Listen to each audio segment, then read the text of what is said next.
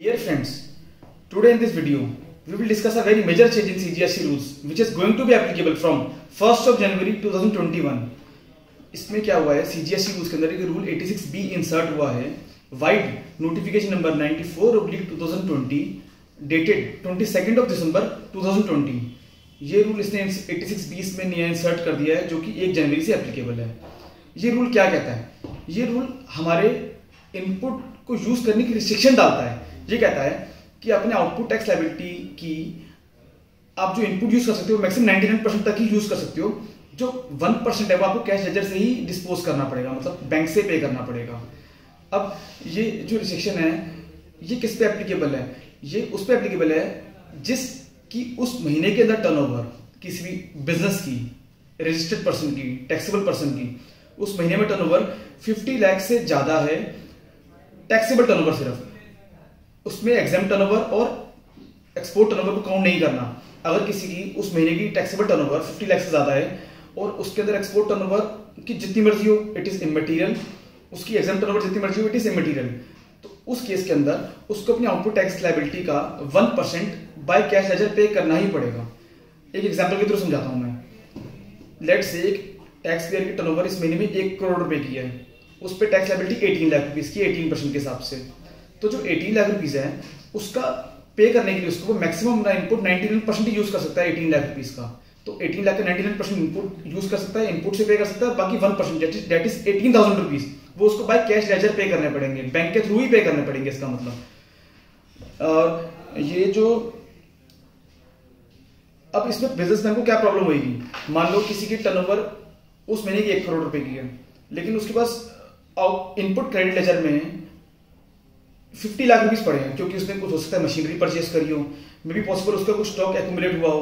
तो उस केस में उस टैक्स पेयर को जेन्युइन प्रॉब्लम आएगी क्योंकि उसको 1% बाय कैश लेजर पे करना पड़ेगा. ऑलरेडी उसने मशीन में भी एक्सपेंडिचर किया, उसको स्टॉकिंग करी हो एक्सपेंडिचर करके और डबल उस पर चोट पड़ेगी. अब उसको 1% कैश लेजर से भी पे करने पड़ेंगे.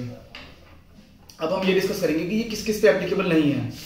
तो ये उन कॉर्पोरेट्स पे एप्लीकेबल नहीं है या उस टैक्स पेयर पे एप्लीकेबल नहीं है. जैसे प्रोपराइटर है, अगर उस प्रोपराइटर ने अपना पिछले 2 साल में इनकम टैक्स 1 लाख रुपए से ज्यादा भरा हो तो उस पर ये एप्लीकेबल नहीं होगा. वैसे ही पार्टनरशिप फर्म के किसी एक पार्टनर ने पिछले 2 सालों में 1 लाख से ऊपर का इनकम टैक्स भरा हो, इनकम टैक्स का मतलब यहाँ पे TDS, advance tax, income tax total, मतलब उसकी रिटर्न में टोटल 1 लाख इनकम टैक्स दिया हो, टीडीएस भी इसमें काउंट होएगा. सिर्फ सेल्फ रजिस्ट्रेशन टैक्स नहीं देखना 1 लाख रुपए, it means total TDS plus advance tax और सेल्फ रजिस्ट्रेशन टैक्स मिला के अगर 1 लाख रुपए है तो उस पर ये रूल एप्लीकेबल नहीं होगा 86B. सेकेंडली, किसी कंपनी के अगर डायरेक्टर्स ने अपनी पिछले 2 सालों में, किसी भी डायरेक्टर ने पिछले 2 सालों में अपनी ITR, होल टाइम डायरेक्टर्स होने चाहिए, लेकिन वो होल टाइम डायरेक्टर्स ने अगर 1 लाख रुपए से ऊपर का इनकम टैक्स भरा है लास्ट 2 ईयर्स में तो उन पे भी ये रूल एप्लीकेबल नहीं होगा. मतलब उन पे रिस्ट्रिक्शन एप्लीकेबल नहीं होगी 99% वाली. वो अपना पूरा अमाउंट क्रेडिट लेजर से पे कर सकते हैं. सेकेंडली, अब एक और एक्सेप्शन है. अगर किसी ने अपने लास्ट ईयर में एक्सपोर्ट किया हो LUD के ऊपर और उसका रिफंड 1 लाख से ऊपर बना हो प्रीसीडिंग फाइनेंशियल ईयर में तो उसको भी रिस्ट्रिक्शन ये एप्लीकेबल नहीं होगी. वो भी चाहे तो अपना पूरा क्रेडिट लेजर यूज कर सकता है. थर्ड, किसी टैक्स पेयर ने प्रीसीडिंग फाइनेंशियल ईयर में इन्वर्टेड ड्यूटी स्ट्रक्चर के अंदर रिफंड क्लेम किया हो 1 लाख से ऊपर, उसके लिए भी ये रिस्ट्रिक्शन एप्लीकेबल नहीं होगी. वो भी अपना फ्रीली अपना इनपुट यूज कर सकता है.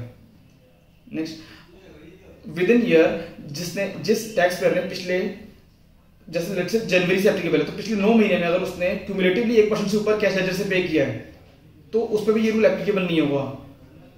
और ये रूल उन पे भी एप्लीकेबल नहीं होगा जो कि गवर्नमेंट बॉडीज हैं, गवर्नमेंट डिपार्टमेंट है, पब्लिक सेक्टर अंडरटेकिंग्स हैं, लोकल अथॉरिटी है या फिर स्टैट्यूटरी बॉडी है, तो उन पे भी ये रूल एप्लीकेबल नहीं होगा. एक बार मैं अपनी आज की डिस्कशन को क्रिस्टलाइज करता हूं. आज हमने ये डिस्कस किया कि एक रूल 86B नया इंसर्ट हो गया CGSE रूल्स के अंदर. ये एप्लीकेबल है 1 जनवरी से. इसके अंदर टैक्स पेयर को रिस्ट्रिक्शन इंपोज कर दी गई है कि वो अपना आउटपुट टैक्स लायबिलिटी मैक्सिमम 99% पे कर सकता है बाय यूजिंग इनपुट, बाकी उसको बाय कैश लेजर यूटिलाइज ही पे करना पड़ेगा. और ये उनके लिए एप्लीकेबल है जिसकी मंथली टर्नओवर 50 लाख से ऊपर है टैक्सेबल. और कुछ इसकी एक्सेप्शंस दी गई हैं कि कई जगहों पे ये एप्लीकेबल नहीं है, तो वो भी हमने आज डिस्कस करी. तो this rule is applicable from 1 of January 2021 and thank you for listening to me patiently. Thank you very much.